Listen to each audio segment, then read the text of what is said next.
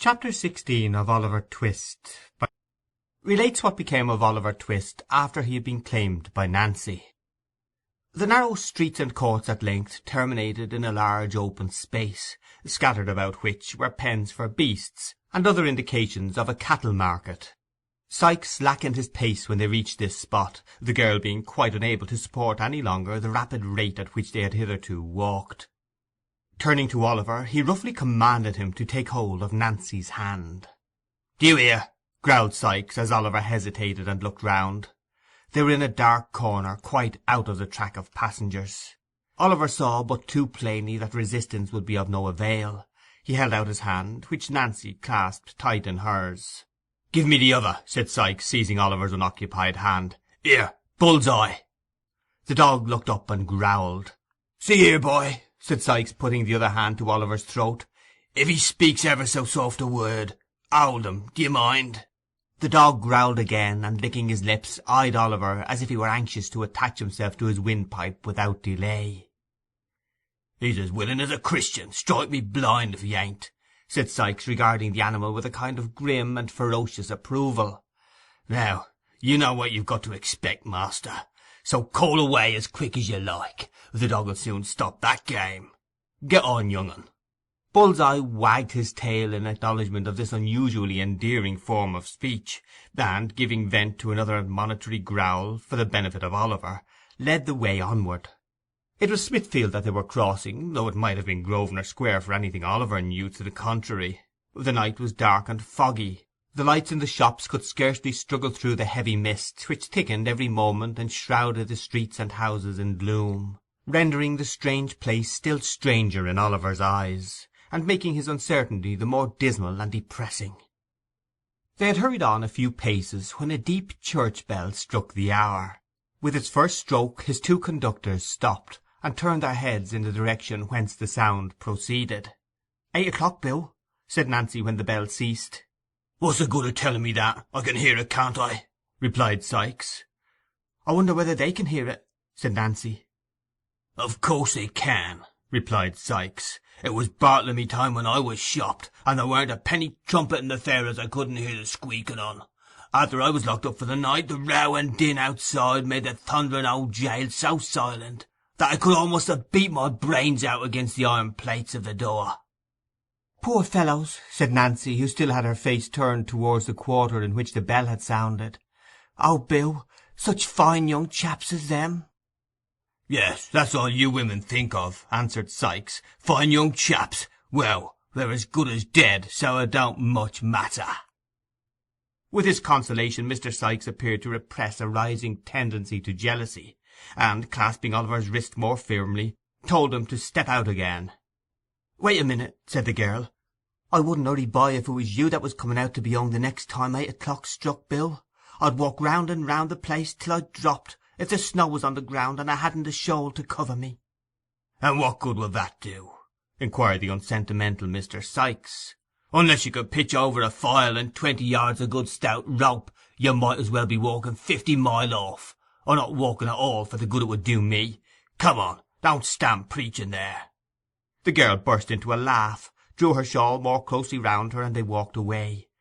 But Oliver felt her hand tremble, and looking up in her face as they passed a gas lamp, saw that it had turned a deadly white. They walked on by little frequented and dirty ways for a full half-hour, and meeting very few people, and those appearing from their looks to hold much the same position in society as Mr. Sikes himself. At length they turned into a very filthy narrow street, nearly full of old clothes-shops. The dog, running forward as if conscious that there was no further occasion for its keeping guard, stopped before the door of a shop that was closed and apparently untenanted. The house was in a ruinous condition, and on the door was nailed a board intimating that it was to let, which looked as if it had hung there for many years. "All right," cried Sikes, glancing cautiously about. Nancy stooped below the shutters, and Oliver heard the sound of a bell. They crossed to the opposite side of the street, and stood for a few moments under a lamp. A noise as if a sash window were gently raised was heard, and soon afterwards the door softly opened. Mr. Sikes then seized the terrified boy by the collar with very little ceremony, and all three were quickly inside the house. The passage was perfectly dark. They waited while the person who had let them in chained and barred the door. "Anybody here?" inquired Sikes.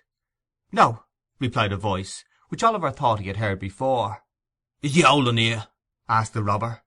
"Yes," replied the voice, "and precious down in the mouth he has been. Won't he be glad to see you? Oh, no!"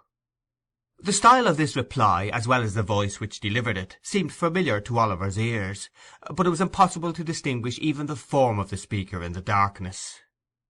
"Let's have a glim," said Sikes, "or we shall go breaking our necks, or treading on the dog, who'll look after your legs if you do." "Stand still a moment, and I'll get you one," replied the voice. The receding footsteps of the speaker were heard, and in another minute the form of Mr. John Dawkins, otherwise the Artful Dodger, appeared. He bore in his right hand a tallow candle stuck in the end of a cleft stick. The young gentleman did not stop to bestow any other remark of recognition upon Oliver than a humorous grin, but turning away beckoned the visitors to follow him down a flight of stairs. They crossed an empty kitchen, and opening the door of a low earthy-smelling room, which seemed to have been built in a small backyard, were received with a shout of laughter. "Oh, my wig, my wig!" cried Master Charley Bates, from whose lungs the laughter had proceeded. "Here he is! Oh, cry, here he is! Oh, Fagin, look at him! Fagin, do look at him! I can't bear it! It's such a jolly game! I can't bear it! Hold me, somebody, while I laugh it out!" With this irrepressible ebullition of mirth, Master Bates laid himself flat on the floor, and kicked convulsively for 5 minutes in an ecstasy of facetious joy. Then, jumping to his feet, he snatched the cleft stick from the Dodger, and advancing to Oliver, viewed him round and round, while the Jew, taking off his nightcap, made a great number of low bows to the bewildered boy. The Artful, meanwhile, who was of a rather saturnine disposition, and seldom gave way to merriment when it interfered with business, rifled Oliver's pockets with steady assiduity. "Look at his togs, Fagin," said Charley, putting the light so close to his new jacket as nearly to set him on fire. "Look at his togs! Superfine cloth, and a heavy swell cut. Oh, my eye, what a game! And his books, too. Nothing but a gentleman, Fagin." "Delighted to see you looking so well, my dear," said the Jew, bowing with mock humility. "The Artful shall give you another suit, my dear, for fear you should spoil that Sunday one. Why didn't you write, my dear, and say you were coming? We'd have got something warm for supper." At this Master Bates roared again, so loud that Fagin himself relaxed, and even the Dodger smiled. But as the Artful drew forth a £5 note at that instant, it is doubtful whether the sally of the discovery awakened his merriment. "Hello, what's that?" inquired Sikes, stepping forward as the Jew seized the note. "That's mine, Fagin." "No, no, my dear," said the Jew. "Mine, Bill, mine. You should have the books." "If that ain't mine," said Bill Sikes, putting on his hat with a determined air, "mine and Nancy's, that is. I'll take the boy back again." The Jew started. Oliver started too, though from a very different cause, for he hoped that the dispute might really end in his being taken back. "Come, hand over, will you?" said Sikes. "This is hardly fair, Bill. Hardly fair, is it, Nancy?" inquired the Jew. "Fair or not fair," retorted Sikes, "hand over, I tell you.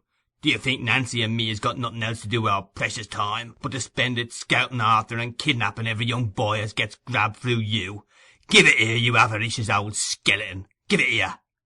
With this gentle remonstrance, Mr. Sikes plucked the note from between the Jew's finger and thumb, and looking the old man coolly in the face, folded it up small, and tied it in his neckerchief. "That's for our share of the trouble," said Sikes, "and not half enough neither. You may keep the books if you're fond of reading. If you ain't, sell 'em." "They're very pretty," said Charley Bates, who, with sundry grimaces, had been affecting to read one of the volumes in question. "Beautiful writing, isn't it, Oliver?" At sight of the dismayed look with which Oliver regarded his tormentors, Master Bates, who was blessed with a lively sense of the ludicrous, fell into another ecstasy, more boisterous than the first. "They belong to the old gentleman," said Oliver, wringing his hands, "to the good, kind old gentleman who took me into his house, and had me nursed when I was near dying of the fever. Oh, pray send them back. Send him back his books and money.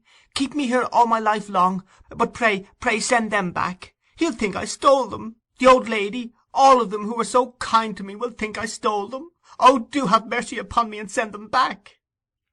With these words, which were uttered with all the energy of passionate grief, Oliver fell upon his knees at the Jew's feet and beat his hands together in perfect desperation.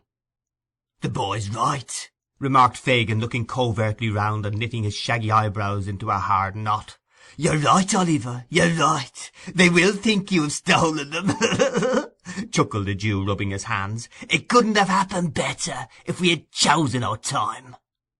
"Course it couldn't," replied Sikes. "I know that directly I seed him coming through Clerkenwell with the books under his arm. That's all right enough. They're soft-hearted psalm singers, or they wouldn't have taken him in at all, and they'll ask no questions after him, fear they should be obliged to prosecute and so get him lagged. He's safe enough."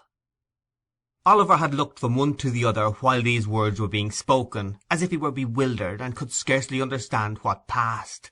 But when Bill Sikes concluded, he jumped suddenly to his feet and tore wildly from the room, uttering shrieks for help which made the bare old house echo to the roof. "Keep back the dog, Bill!" cried Nancy, springing before the door and closing it, as the Jew and his two pupils darted out in pursuit. "Keep back the dog! He'll tear the boy to pieces!" "Serve him right!" cried Sikes, struggling to disengage himself from the girl's grasp. "Stand off from me, or I'll split your head against the wall."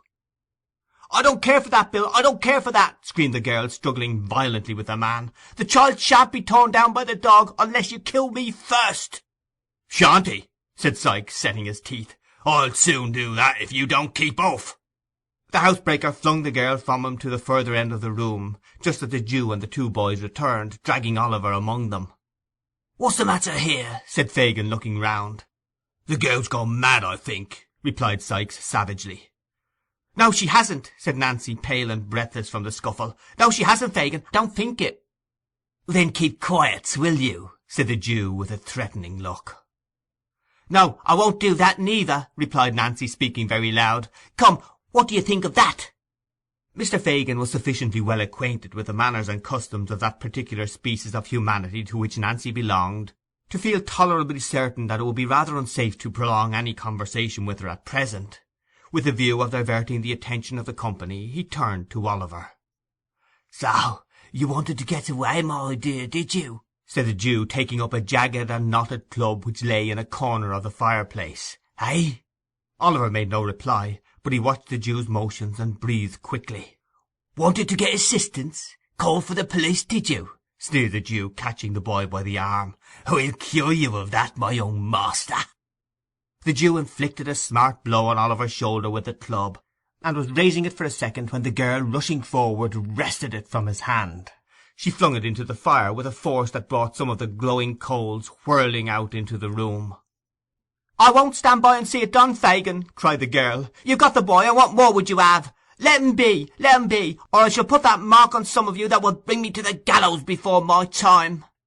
The girl stamped her foot violently on the floor as she vented this threat, and with her lips compressed and her hands clenched, looked alternately at the Jew and the other robber, her face quite colourless from the passion of rage into which she had gradually worked herself.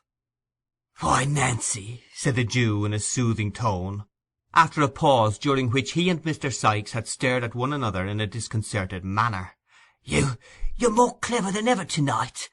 My dear, you are acting beautifully." "Am I?" said the girl. "Take care I don't overdo it. You'll be the worse for it, Fagin, if I do. And so I tell you in good time to keep clear of me." There is something about a roused woman, especially if she adds to all her other strong passions the fierce impulses of recklessness and despair, which few men like to provoke. The Jew saw that it would be hopeless to effect any further mistake regarding the reality of Miss Nancy's rage, and shrinking involuntarily back a few paces, cast a glance, half imploring and half cowardly, at Sikes, as if to hint that he was the fittest person to pursue the dialogue. Mr. Sikes, thus mutely appealed to, and possibly feeling his personal pride and influence interested in the immediate reduction of Miss Nancy to reason, gave utterance to about a couple of score of curses and threats, the rapid production of which reflected great credit on the fertility of his invention. As they produced no visible effect on the object against whom they were discharged, however, he resorted to more tangible arguments. "What do you mean by this?" said Sikes, backing up the inquiry with a very common imprecation concerning the most beautiful of human features, which, if it were heard above only once out of every 50,000 times that it is uttered below, would render blindness as common a disorder as measles. "What do you mean by it? Burn my body? Do you know who you are, and what you are?"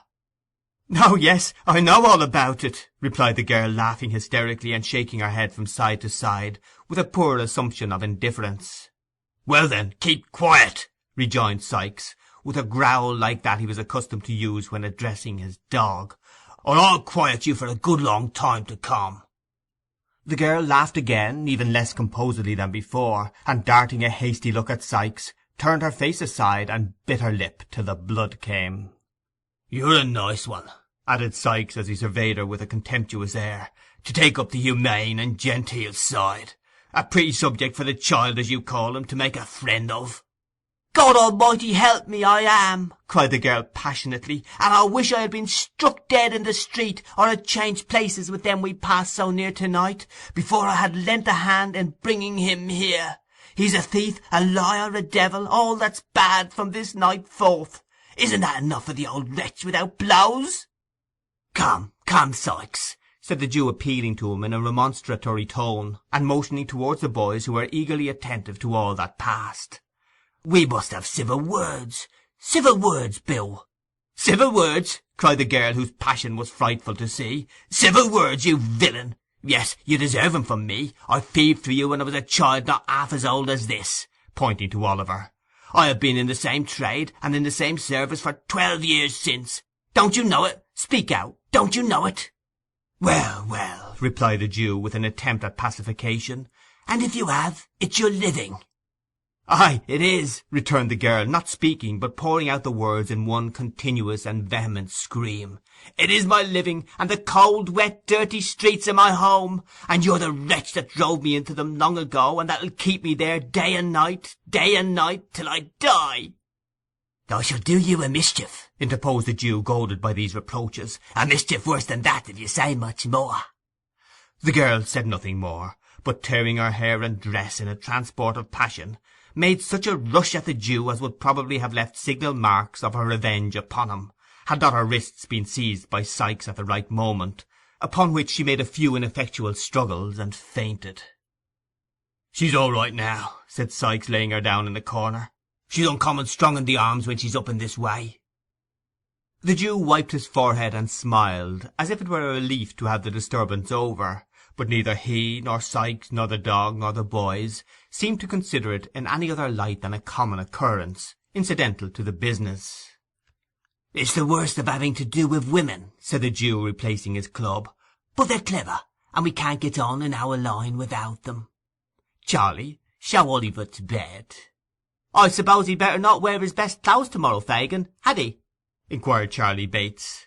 "Certainly not," replied the Jew, reciprocating the grin with which Charlie put the question. Master Bates, apparently much delighted with his commission, took the cleft stick and led Oliver to an adjacent kitchen, where there were 2 or 3 beds on which he had slept before, and here, with many uncontrollable bursts of laughter, he produced the identical old suit of clothes which Oliver had so much congratulated himself upon leaving off at Mr. Brownlow's, and the accidental display of which to Fagin by the Jew who purchased them had been the very first clue received of his whereabouts. "Put off the smart ones," said Charlie, "and I'll give them to Fagin to take care of. What fun it is!" Poor Oliver unwillingly complied. Master Bates, rolling up the new clothes under his arm, departed from the room, leaving Oliver in the dark and locking the door behind him. The noise of Charlie's laughter and the voice of Miss Betsy, who opportunely arrived to throw water over her friend, and perform other feminine offices for the promotion of her recovery, might have kept many people awake under more happy circumstances than those in which Oliver was placed. But he was sick and weary, and he soon fell sound asleep. End of chapter